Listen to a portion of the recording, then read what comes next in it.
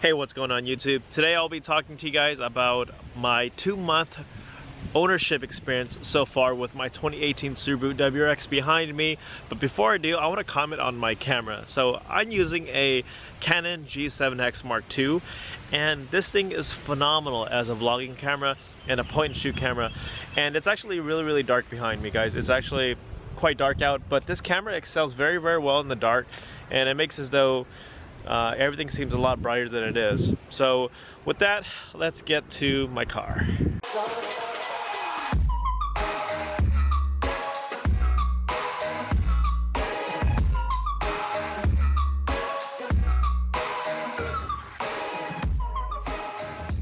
In terms of exterior mods, I've bought the window visors from Subaru, and it was a little bit under 200 bucks. These are definitely well worth it. I've never had window visors before, but these are very sturdy and solid. I recommend going OEM.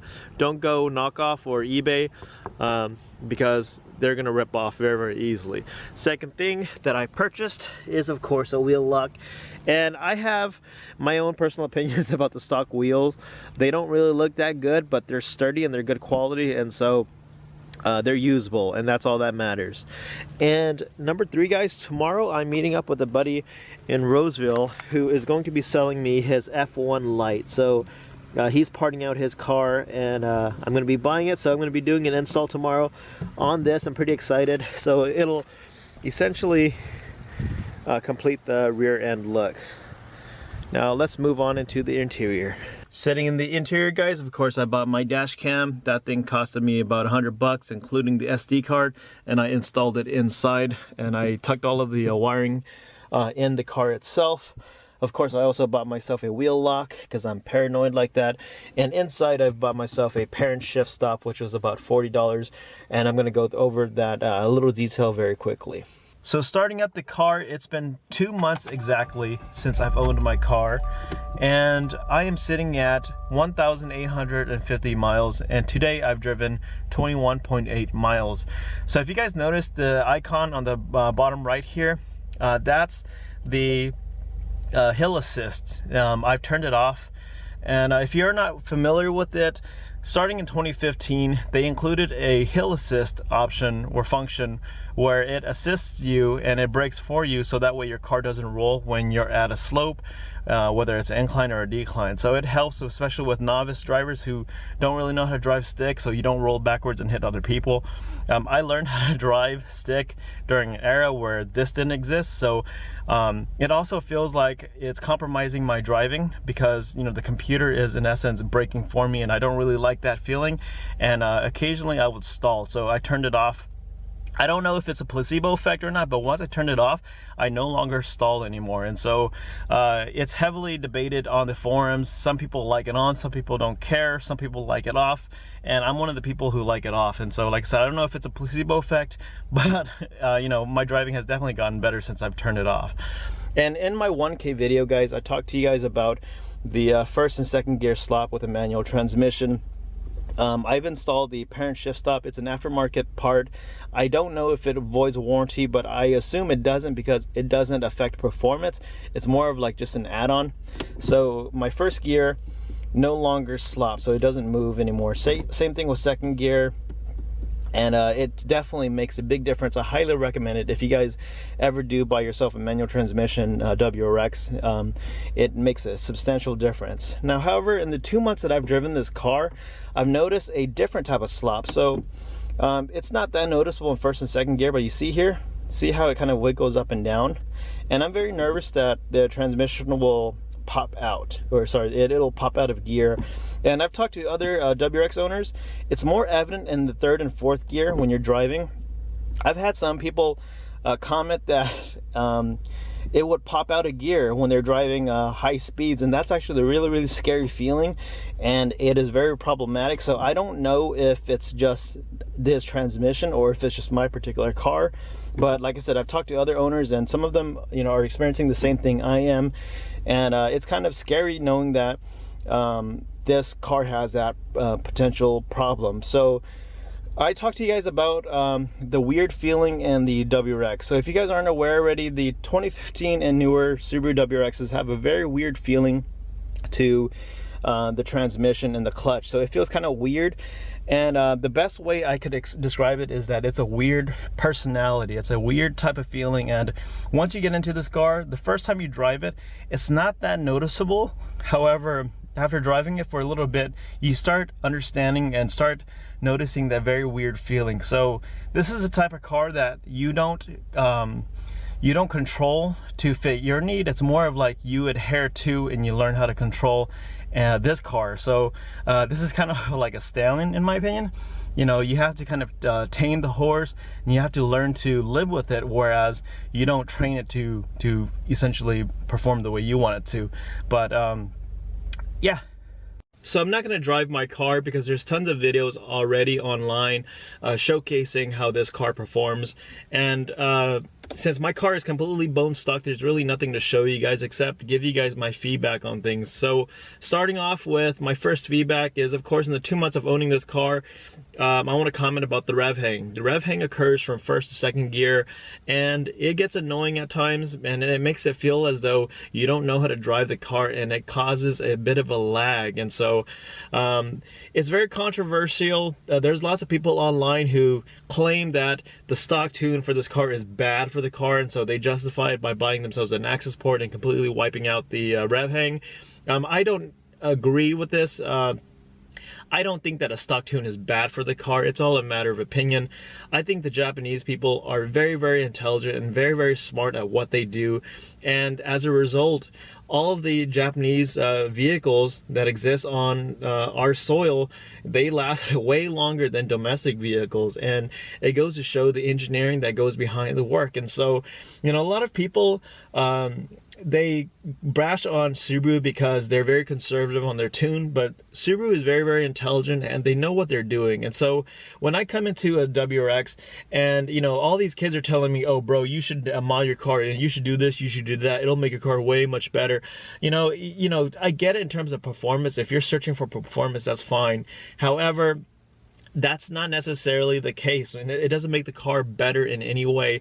I rather keep the car stock, keep my warranty, and keep the car running, and, you know, allow it to perform the way it is, at least for a certain amount of time, than to buy an access port to completely wipe out everything, and eventually in the end I might regret doing everything that I do. And so, you know, there is really the difference between your intentions of what you want out of this vehicle. I didn't buy a WRX because I'm on a budget and I wanted a race car. I wanted this vehicle for its utility and for its overall value and benefit to me in my life. It provides me something to look forward to when I come home. It provides me a passion and a hobby that I can share with you guys via YouTube and share the ownership experience. And overall, this is my partner for life.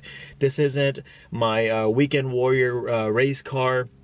I'm not taking this car to the track. I'm not going out and, you know, drifting or racing in the mountains. It's not like an initial D thing. I'm not going off and showing off this car. This isn't a pavement queen. Like I said, this car is very, very practical for me. And so, you know, call me bland and call me boring, but that's what I want out of my vehicle. You know, to each their own. Everyone has their own opinion and their own feedback.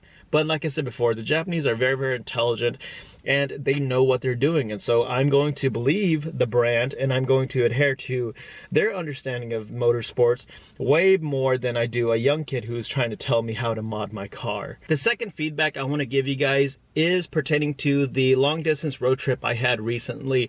I went from Sacramento to Fresno, and overall it was about almost 400 miles there and back. And so my feedback about a long distance road trip is it was amazing. The MPG on this car blew me away, and you know, even though this car is rated only 21-28, if you drive conservatively and you stay out of boost, you're going to get a lot better mileage than the printed amount.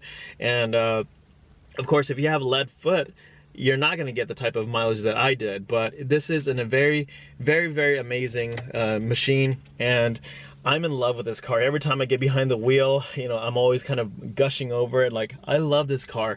Another thing to note is not just particular with this car, but with newer cars, you tend to speed a lot. Like, you don't really feel the speed. Like, in the road trip that I went on, I often caught myself at over 80 miles per hour, and I'm like, oh crap, like, you know, I would hit boost and I would go up to the higher RPMs, and then I would look down on my dashboard and I would see myself sitting at 85 and 90. I'm like, oh crap, I got to go back down.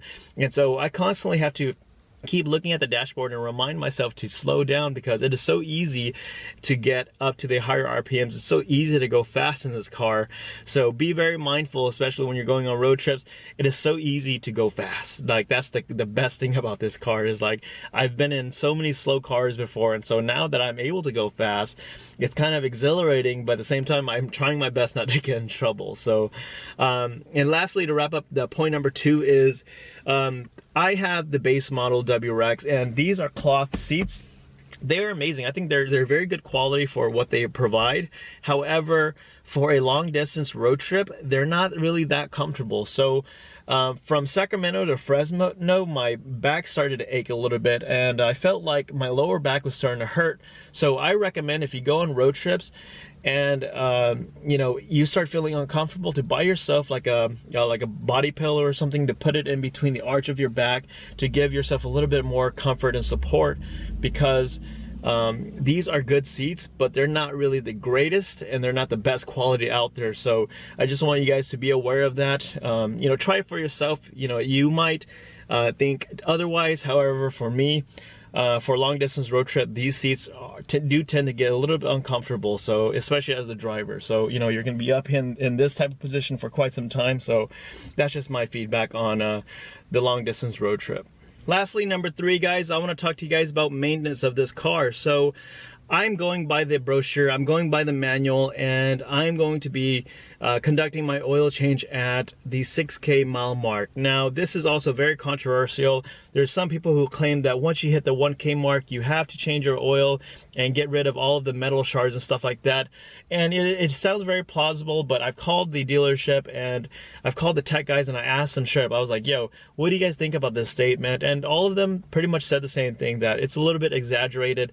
The break-in period, the 1K mark that many people go through, isn't necessarily a real break-in period. So the engine itself actually gets broken into. They drive it hard already at the factory to make sure that this car actually works and performs up to par, and then they release it out. So this car and this engine has already been broken into. So that 1K break-in period that they say is just there for the sake of it now, and for people to kind of ease into the ownership, to ease into everything. So they don't want you to buy a brand new car and then take it off the lot and start smashing in it and all that, and destroy the car and claim that, oh well, this car is crappy and this car doesn't work and stuff like that. So they want you to kind of ease it in. That's what I got out of the 1K break-in period. So the oil change, I'm going to follow the brochure, I'm going to follow the manual, and I'm going to go in at 6K for my free complimentary first oil change. And my oil of choice is going to be Pennzoil Platinum.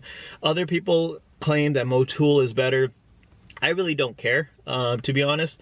I just want to use the one that is most healthy for my vehicle. And like I said, I'm not a race car driver, so I don't really care about all of the high premium racing oil. I want something that's going to be very long lasting. It's going to keep the longevity of my engine running and everything like that. So at 6K, I'm going to go in and I'm going to do an oil change, and of course I'm going to start performing the tire rotations. I'm going to wear out these tires as much as I can and utilize it until the very end. So wrapping up my video, those are the 3 points I wanted to talk to you guys about my ownership so far, the 2 months. Some of the things I have planned in the future are, of course, buying aftermarket rims. I'm still torn between gold rims and black rims. So the reason why I want black is because black is a little more stealthy, and it also covers the brake dust on the car, so it gives a really clean, nice look. And it's from OEM, so it's from the factory. The ones I have my eye set on is the 18-inch black STI rims. Yes, I know, unfortunately it has the STI center caps. If I'm able to, I'm going to switch it out for something else. However, these are very, very solid and they look nice, and I like the spoke patterns that they provide, so I want that on my car. However, I also do want aftermarket gold rims to complete the iconic black and blue look on this. So I'm very, very torn. I'm budgeting to get $2,000 set aside for my wheels. And of course, the tire pressure monitor system and the weight and all of that stuff, and get everything aligned. So that way I can just put those new tires onto my car and give it a distinct look. In the 2 months that I've owned this car so far, it has performed phenomenal. There's no problems. Luckily, I haven't had any rock chips or anything like that. Luckily, no dents. And this car is performing very, very well, exceptionally well, given what I want. And I couldn't ask for anything better. So I do apologize if this video comes off a little bit skewed, because I did wait such a long time to get to a point where now I'm in my vehicle that I really want. And so I do my best not to make it so fanboyish and make it so skewed and so biased. So I hope you guys like this video, and of course, if you do, give it a thumbs up. If not, give it a thumbs down, and I'll see you guys in the next video. And of course, guys, don't forget to subscribe.